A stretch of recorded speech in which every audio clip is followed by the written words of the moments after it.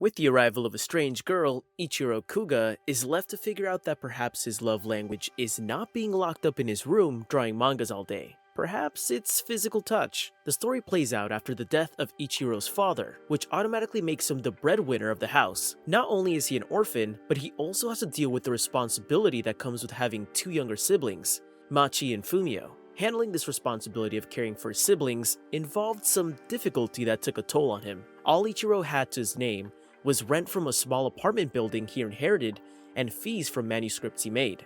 As if the pay from being a manga artist wasn't small enough, Ichiro was on the verge of missing deadlines as a result of losing his two assistants. Thankfully, Ichiro gets a call about an application from a new assistant. Luck seems to be on his side. However, when Machi looks into his future using colored pencils, it lands on a colorless pencil. After this, she runs off immediately with Fumio and Chibi. Only then does she privately explain to them that the colorless pencils means Ichiro's future is blank. Now that didn't seem like a very promising prediction. However, Ichiro rushes to meet up with the new assistant, revealed to be a girl. At first sight, Ichiro is stunned. From behind, she sort of looked like she was mourning while wearing an all-black outfit. That is until the girl turns, stunning Ichiro even more with her beauty. She introduces herself as Shiori, his new assistant, and Ichiro on the other hand, introduces himself as ordinary Ichiro without his pen name. Turns out he was ashamed of his poor influence as an author, and kept it a secret from his siblings. So much deceit just to look like a superhero. Ichiro immediately invites her into his workspace, as there was much work to be done. But first, he brings up a silly idea for Shiori to have a change of clothing.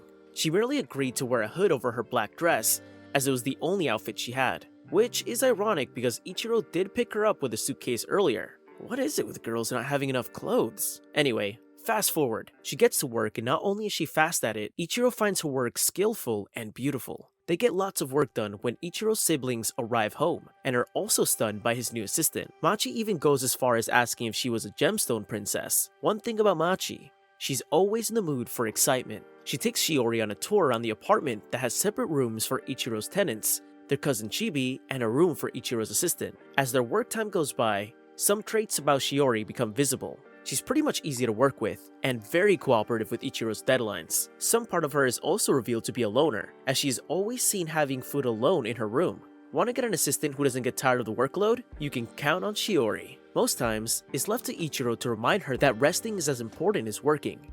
However, after an impromptu delay with the manga art, Ichiro has no choice but to seek Shiori's help to do an all-nighter with him. After a series of work over the night, both of them pass out from tiredness in the morning. Ichiro happens to wake up first, and what he sets his eyes on is a tail-like extension from Shiori's behind. Being the good boss he is, he decides to help Shiori remove that pen that was stuck behind her. However, when he reaches for it, he gets the biggest shock of his life. Turns out it wasn't a pen, and he is teleported to some sort of outer space world where he experiences a sensual sensation and is teleported back to Earth. Now Ichiro has to face a very furious Shiori, who had him by the collar. She explains that touching her tutu has automatically made them linked, and they were now bound together for eternity. Ichiro says, "Hold on to your undies, missy," as this comes to a total shock to him. Just then, Shiori explains that whatever just happened is considered a sacred act in her land, one that is only performed by couples in a marital relationship. She also goes as far as calling him a dirty, lewd, perverted man.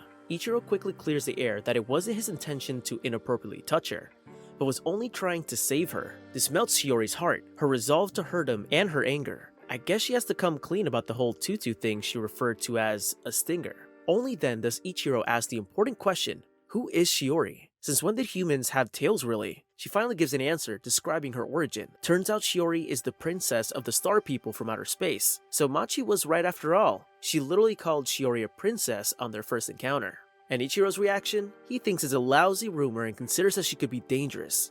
However, he gives her the opportunity to explain herself. Turns out she's supposed to be in an arranged marriage according to her parents' wishes. But then again, Shiori seems to believe in true love, one she read in a manga. In the end, she confesses that she became his assistant because she was attracted to his art style. The duo settled to become friends from there. Yet Ichiro is not quite sure about her strange stories regarding her tutu. Later, Ichiro submits the file for his manga and is applauded for his good work and art style. But what he didn't expect was to fall terribly sick soon after. Through a text from Fumio, Shiori finds out about Ichiro's fever and rushes to the scene. She apologizes and explains that he fell sick because she moved away from him. Now that they were betrothed, Her influence and power were simultaneously rubbing off on him, and both of them needed to be in contact for him to get well again. Ichiro only believes her when he holds her hand, and he immediately feels better. Soon, he's fit as a fiddle and ready to work again. Shiori, who had also been walking the premises, sees an interesting sign about a call for a tenant into a room in Ichiro's apartment, which was perfect timing for them, as they weren't meant to be too far from each other. Shiori later reveals to Ichiro that her people are researching how to sever their union. Turns out, everything will be back to normal soon, but till then, she asks Ichiro to follow her shopping. You'd think Shiori's shopping meant getting some fancy new colored clothing for herself, yet all she picks out are black dresses every curtain roll. The only colorful fit she chooses turns out like a school uniform, and since Ichiro had no experience in the field of women's clothing, he urges her to go ahead and buy it. Later, they take snacks at a cafe, and while at it, Ichiro reveals that he had found the origin of the star people on the internet. It all began on an island, where a little girl found a crying star, and to cheer the crying star, she gathered children on the island to share the star's emotion. But as the star kept dividing to each child, it kept shrinking till it disappeared completely, leaving its fragments in their DNA. However, Shiori breaks it down that the fragment was more of a microorganism that altered their nature. She also points out that her mother was never in support of leaving the island. Well, her grandma did, but sadly she was kissing the floor underneath 6 feet. Now, Shiori is left to find a way to annul the connection with her betrothed. After arriving for the bathroom, Ichiro finds Shiori with 2 guys that claim to have an interest in manga. Without any explanation, suddenly, he quickly packs their bags and pulls her along so they can leave. The forceful contact has an effect on Ichiro as he develops a nosebleed. Shiori apologizes and explains the repercussions of a forceful contact between them.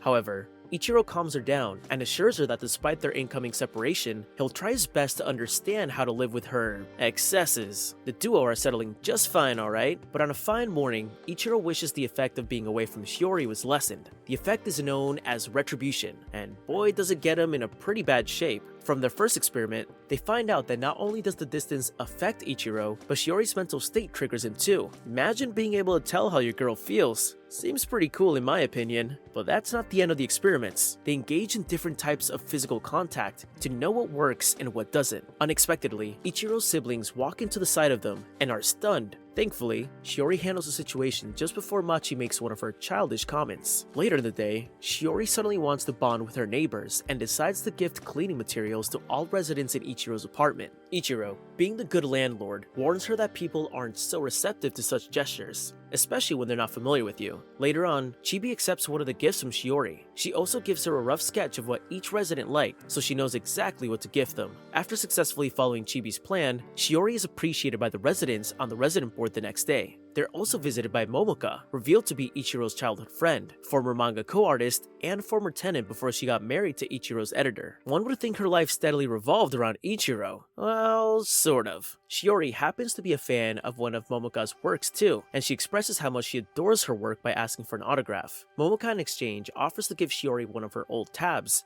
so she could learn digital art. It is later revealed that Momoka's visit is a result of Machi's influence. Turns out, she figured Ichiro was stressed about work, and her atmosphere was just the right recipe to cheer him up. It did work, yes, but after this revelation, Ichiro feels disturbed while working and approaches Shiori. Remember, these two are linked now, so whatever Ichiro is feeling were Shiori's emotions. Shiori reveals to him that she's jealous of his connection with Momoka, although she's married. Somewhere deep down, she wants to be the source of Ichiro's happiness, and this has her all flustered up considering she has fallen in love with Ichiro. The next day turns out to be a rainy one, and for the rest of it, Ichiro finds himself in a plight while he works. He seems Shiori's love confession had totally overtaken him. I'm telling you, my man couldn't work throughout, that even the birds and his imagination carried Shiori's face. Meanwhile, Shiori, who was in her room, was also facing the same love crisis. Homegirl says she wants to practice digital art, but she ends up drawing Ichiro's face on every piece of paper. When they bump into each other in the hallway, they both act like yesterday never happened. Meanwhile, these two are revealed to freak out after their first encounter since Shiori's confession. You know how rainy days ruin plans. Yet, the most disappointed are Machi and Fumio, who end up not going to the zoo because of the weather. In an attempt to make the kids happy, Shiori goes under the rain and to the bookstore to get Machi's favorite fortune-telling card. Ichiro also goes after her in the rain, worried she got lost. In the end, the two of them successfully make the kids happy by setting up a fortune-telling booth for Machi and Fumio in the house. Later that evening, Shiori approaches Ichiro to clear the awkward atmosphere her confession caused. Ichiro rejects her feelings right there, saying he can't handle a marriage with his unstable job and income. Despite Shiori's hurt causing retribution for him, he completes his words by saying that he has also fallen for her and asks her to go out with him. The end. Just kidding. Click the thumbs up button and comment if you would like part 2 of this. Also, please don't go around touching a lady's tutu. You are not Ichiro.